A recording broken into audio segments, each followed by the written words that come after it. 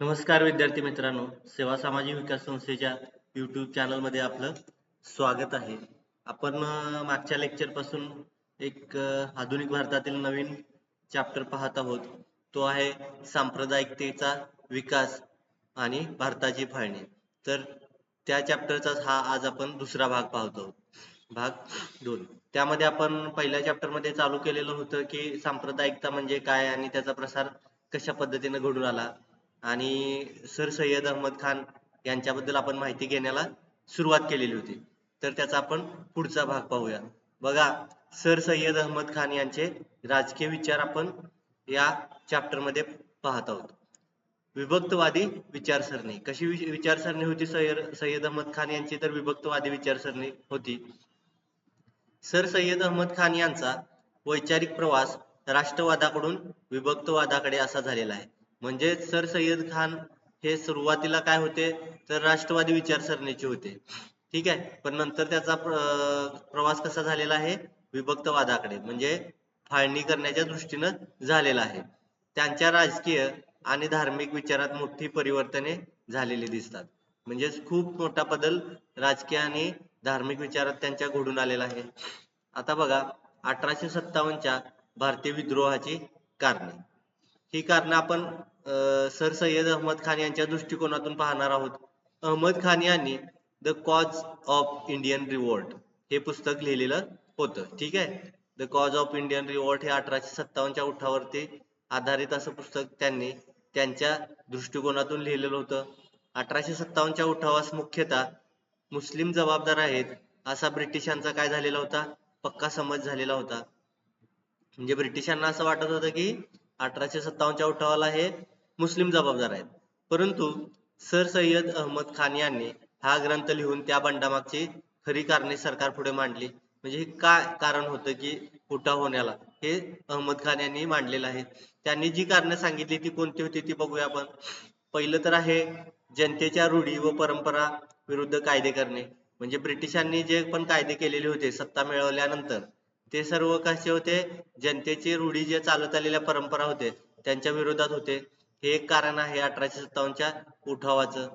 ठीक आहे, दुसरं आहे विधिमंडळाच्या कार्यापासून भारतीयांना दूर ठेवलं जाणं.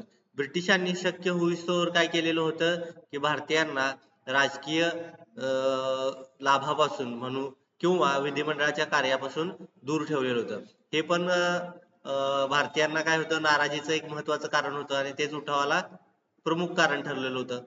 शासनाच्या हेतूबाबत, विविध योजनांबाबत जनतेमध्ये अज्ञान होतं. ठीक आहे, म्हणजे शासन जे कायदे करत होते जनतेसाठी, ते जनतेलाच माहिती नव्हतं की कशा पद्धतीनं ते कायदे करतात. त्यामुळे ते देखील संभ्रमात टाकणारी गोष्ट होती. ते देखील एक उठावाचं कारण आहे. त्याचबरोबर लष्करामध्ये अंधाधुंदी आणि असंतोष माजलेला होता. हे एक महत्वाचं कारण येतंय. त्यानंतर जनतेच्या आर्थिक प्रश्नाबाबत ईस्ट इंडिया कंपनीची उदासीन भूमिका होती. म्हणजेच त्यावेळची जनता कशी होती, मागच्या लेक्चर मध्ये आपण बघितलेलं आहे. भारतातील सगळे कारागीर नष्ट झालेली होती. शेती दुष्काळामध्ये आणि आर्थिक संकटामध्ये जनता सापडलेली होती. पण त्यातून बाहेर काढण्याच्या ऐवजी ईस्ट इंडिया कंपनीचे नोकर काय करत होते, सत्ता मिळवून आर्थिक लूट भारताची करत होते. त्या बाबतीत ईस्ट इंडिया कंपनी उदासीन होते. फक्त व्यापारी दृष्टिकोन ठेवून राज्य करणे हेच काम त्यांनी केलेलं होतं. त्याचबरोबर अजून कोणतं महत्वाचं कारण आहे, तर शासक आणि शासित यांच्या विचारांची देवाणघेवाण थांबल्याने 100 वर्षे भारतीयांची दुःखे समजून घेण्याचा प्रयत्न न झाल्याने इसवी सन 1857च्या उठावास सिद्ध झाले असे ते म्हणतात. म्हणजे 1757च्या प्लासीच्या लढाईनंतर ब्रिटिशांच्या ताब्यात भारताची सत्ता गेली असं आपण म्हणू शकतो. पण तिथून पुढे 1857च्या उठावापर्यंत त्यांनी जनतेच्यासाठी कोणतंही कार्य केलेलं नव्हतं. त्यामुळे भारतीयांची मने काय होती, साहजिकच दुखावलेली होती. आर्थिक बाबतीत समाज पिडलेला होता. ठीक आहे, आणि याचं पर्यवसन कशात झालेलं आहे, 1857च्या उठावामध्ये झालेलं आहे. अशी मांडणी सर सय्यद अहमद खान यांनी केलेली होती. त्यानंतर पाहूया, बघा, 1857च्या उठावास मुसलमान हे कारणीभूत नाहीत, तर मुसलमान हे स्वभावतः राजनिष्ठ आहेत असे मत कोणी मांडलेले होते, सर सय्यद अहमद खान यांनी मांडलेले ते. म्हणजे मुस्लिमांची विचारसरणी ही ब्रिटिशांच्या प्रती उदार वृत्तीची आहे या पद्धतीचं त्यांनी मत मांडलेलं होतं. सर्व मुसलमानांना ब्रिटिशांनी काय करू नये, शत्रू मानू नये असे अहमद खान यांनी सांगितलेलं होतं. ठीक आहे. वास्तविक मुघल बादशाह बहादूर शहा याची हक्कलपट्टी ब्रिटिशांनी केलेली होती. हे आपल्याला माहित आहे. सर्वात शेवटचा तो मुघल बादशाह होता. त्याला नजरकैद देखील ब्रिटिशांनी ठेवलेलं होतं. ब्रिटिश राजकर्त्यांनी सत्ता हस्तगत केली ती मुस्लिम राजकर्त्यांकडूनच, हिंदू राजकर्त्यांकडून केलेली नव्हती. शेवटी मुस्लिमांचं साम्राज्याचं पतन झाल्यानंतरच ब्रिटिश साम्राज्याची उभारणी झालेली होती. आपल्याला माहिती आहे. ब्रिटिशांनी बंगाल, उत्तर प्रदेश असेल, दिल्ली येथील राजकीय सत्ता मुस्लिम राज्यकर्त्यांकडूनच मिळवलेली होती. मुस्लिम वर्ग ब्रिटिश राजवटीत शासन करता राहिलेला नव्हता. त्यांचे वैभव, मान असेल, प्रतिष्ठा कमी झालेली होती ब्रिटिश आमदानीत. लष्करी सेवेत ही मुस्लिमांना न घेण्याचे ब्रिटिशांचे धोरण होते. ठीक आहे. मुस्लिम कारागीर ब्रिटिशांच्या धोरणामुळे काय झालेले होते, बेकार झालेले होते. त्यामुळे त्यांच्या दारिद्र्यात अधिकच भर पडत चाललेली होती. ह्या सगळ्या गोष्टींच्या पार्श्वभूमीवर मुस्लिम समाज आणि ब्रिटिश सरकार यांच्यामध्ये सलोखा निर्माण करणे काय होते, आवश्यक होते असे अहमद खान यांचं ठाम मत होतं. कारण ब्रिटिशांच्या मध्ये आणि मुस्लिम समाजामध्ये वैचारिक दरी वाढत चाललेली होती. त्यामुळे मुस्लिम आणि ब्रिटिश एकत्र येणं गरजेचं आहे असं सर सय्यद अहमद खान यांचं मत होतं. भारतीय मुसलमानांवरील राजद्रोहाचा कलंक पुसून काढण्याच्या हेतूने सर अहमद खान यांनी लॉयल मोहमेडन्स ऑफ इंडिया या नावाचं काय केलेलं आहे, नियतकालिक चालू केलेलं आहे. म्हणजे ब्रिटिशांच्या मनामध्ये मुस्लिमांच्या बद्दल जी राजद्रोह केल्याची भावना होती ती पुसून काढण्यासाठी अहमद खान यांनी लॉयल मोहमेडन्स ऑफ इंडिया या पद्धतीचे एक वृत्तपत्र कधी काढलेलं आहे, 1860 साली काढलेलं आहे. या पद्धतीची जी वृत्तपत्रे आहेत त्यांचे नावे लक्षात ठेवणं गरजेचं आहे. कारण परीक्षेमध्ये बऱ्याच वेळा जोडाजुळवामध्ये जे विचारलेलं आहे. त्याचबरोबर पायोनियर मधून इंग्रज आणि मुस्लिम यांच्यात परस्पर सद्भाव निर्माण करणारे लेखी त्यांनी लिहिलेले आहे. आता हे पायोनियर नावाचं एक वृत्तपत्र आहे. त्यातून त्यांनी काही इंग्रज आणि मुस्लिम यांच्यासाठी मैत्रीसाठी काही लेख लिहिलेले होते. मुसलमानांची आत्मोन्नती ब्रिटिश राजवट नष्ट केल्याने होणार नाही, तर ब्रिटिशांचे राज्य टिकवून ठेवणे आवश्यक आहे हे मुस्लिमांना त्यांनी पटवून देण्याचं काम केलेलं होतं. म्हणजे मुस्लिमांना जर स्वतःचे फायदा किंवा आत्मोन्नती घडवून आणायची असेल तर ब्रिटिशांची राजवट ही कायमस्वरूपी टिकून ठेवणं गरजेचं आहे. या पद्धतीचं त्यांचं विचारसरणी होती. ब्रिटिश राजवटीचे अहमद खान यांनी समर्थन केलेलं होतं. ठीक आहे. वांशिक, राजकीय, सामाजिक दृष्टीने ब्रिटिश लोक श्रेष्ठ असल्याची खात्री अहमद खान यांना होती. म्हणजे ब्रिटिश लोक हे सर्वच बाबतीत मुस्लिम समाज किंवा एकंदरीत भारतीय समाजापेक्षा देखील काय होते, श्रेष्ठ होते हे अहमद खान यांना माहिती होतं. त्यामुळे सरकारी धोरणास त्यांनी काय करू नये, विरोध करू नये असे अहमद खान यांनी मुस्लिमांना सांगितलेलं होतं. इंग्रजांनी तुमच्यावर राज्य करावे अशी ईश्वराची इच्छा आहे. ईश्वरी इच्छेविरुद्ध आपण जाऊ नये आणि ब्रिटिशांची वैरही करू नये अशा पद्धतीचं त्यांनी मुस्लिमांना उपदेश केलेला होता. ब्रिटिशांच्या आज्ञा पाळण्यात व त्यांच्याशी एकनिष्ठ राहण्यातच काय होता, मुस्लिमांचा फायदा होता. ही बाब त्यांनी मुस्लिम समाजाला पटवून देण्याचा यशस्वी प्रयत्न केलेला आहे. बघा त्यांनी ते त्यात यशस्वी झालेले आहे, मुस्लिमांना ब्रिटिशांच्या बाजूने आणण्यात. परराष्ट्र धोरण असेल, आर्थिक धोरण, लष्करी धोरण या पदावरती ब्रिटिशांची नेमणूक व्हावी याचे समर्थन सर सय्यद अहमद खान यांनी केलेले होते. त्याचबरोबर शैक्षणिक मागासलेल्या मुसलमानांना काही काळासाठी राजकारणापासून दूर राहण्याचा देखील त्यांनी सल्ला दिलेला होता. ठीक आहे. आता हे झालं त्यांचं मुस्लिम आणि ब्रिटिशांच्या एकंदरीत संबंधाबद्दलचे विचार. आता त्यांनी काँग्रेस बद्दल देखील आपली भूमिका मांडलेली आहे. तर ती काय भूमिका होती ते आपण पाहूया. त्यांनी काँग्रेस विरुद्ध प्रत्येक वेळी टीका केलेली आहे. बघा काय म्हणणं आहे त्यांचं, काँग्रेस ही हिंदूंची संघटना आहे आणि त्यात देखील बंगाली हिंदूंची आहे असं त्यांचं म्हणणं होतं. काँग्रेसचं राज्य येईल त्यावेळेस मुसलमान हे असहाय्य आणि अल्पसंख्याक ठरतील असं त्यांचं म्हणणं होतं. म्हणजे ब्रिटिशांची सत्ता जाऊन जर काँग्रेसची सत्ता आली तर काय परिणाम होतील हे त्यांनी भाकीत केलेलं होतं. भारतात अनेक धर्म संप्रदाय जाती देखील आहेत.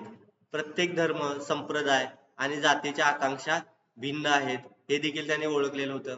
त्याचमुळे राष्ट्रीय काँग्रेस नावाची वस्तू अस्तित्वात येणे शक्य नाही असे म्हणत होते.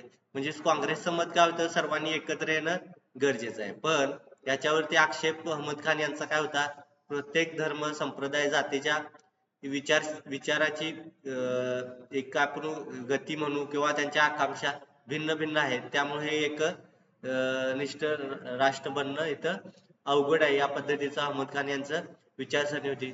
ब्रिटिशांनी काँग्रेसच्या मागण्यांचा गंभीरपणे विचार करता कामा नये असं देखील त्यांचं म्हणणं होतं.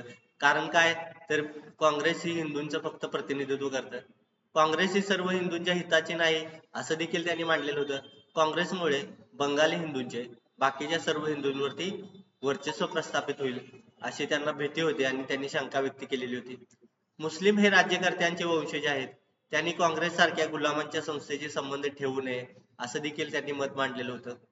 पुढे राष्ट्रीय काँग्रेसने ज्या ज्या गोष्टींचा पुरस्कार केला त्या प्रत्येक गोष्टीला अहमद खान यांनी काय केलेलं होतं, अयोग्य म्हणून घोषित केलेलं होतं. काँग्रेसच्या स्वदेशीच्या तत्वाचा देखील त्यांनी धिक्कार केलेला होता.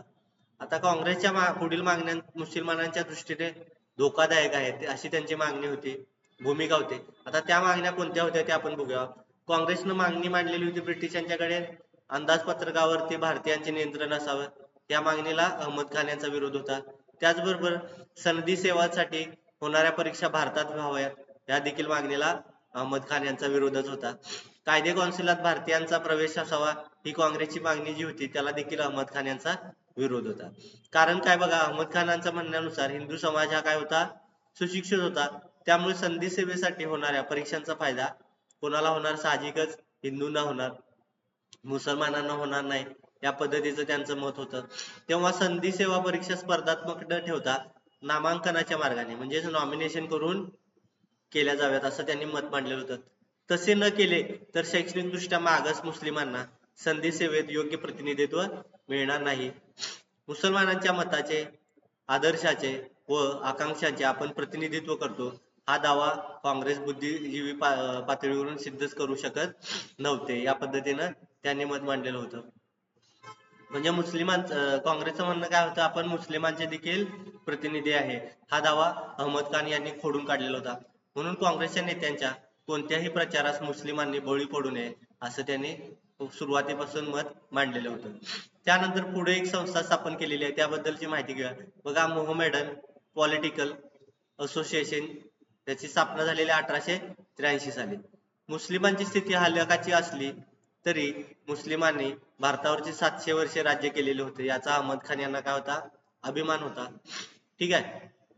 मुस्लिमांची स्थिती सुधारण्यासाठी मुस्लिम आणि ब्रिटिश यांच्या मैत्रीवरती त्यांनी काय केलेला होता, भर दिलेला होता. कोणत्याच बाबतीत मुस्लिम हिंदूंच्या मागे राहू नयेत अशी त्यांची भूमिका होती.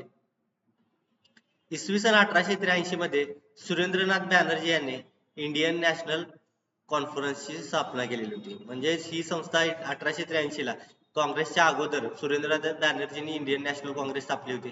तेव्हा त्याला प्रत्युत्तर म्हणून अहमद खान यांनी कोणती केली, मोहमेडन पॉलिटिकल असोसिएशनची स्थापना केलेली होती 1883 मध्येच. आता ती संस्था स्थापन का केली, त्यासाठी उद्दिष्ट काय होते ते आपण बघूया. पहिलं तर आहे मुस्लिमांचे अधिकार असतील, त्यांच्या गरजा याबाबत ब्रिटिशांना व शासनाला माहिती देणे, हे त्याचं उद्दिष्ट पहिलं प्रथम क्रमांकाचं. दुसरं उद्दिष्ट ब्रिटिशांना सहकार्य करणे, जनतेत ब्रिटिश शासनाबद्दल राजनिष्ठेची भावना निर्माण करणे, म्हणजे विशेषतः मुस्लिमांच्या मध्ये. तिसरं, ब्रिटिशांच्या मदतीने मुस्लिमांचा सर्वांगीण विकास घडवून आणणं आणि त्यानंतर सरकारकडून विधिमंडळापुढे प्रस्तुत करण्यात येणाऱ्या प्रत्येक प्रस्तावावर विचार करणे आणि आवश्यकतेनुसार त्यावरती प्रतिक्रिया व्यक्त करणे.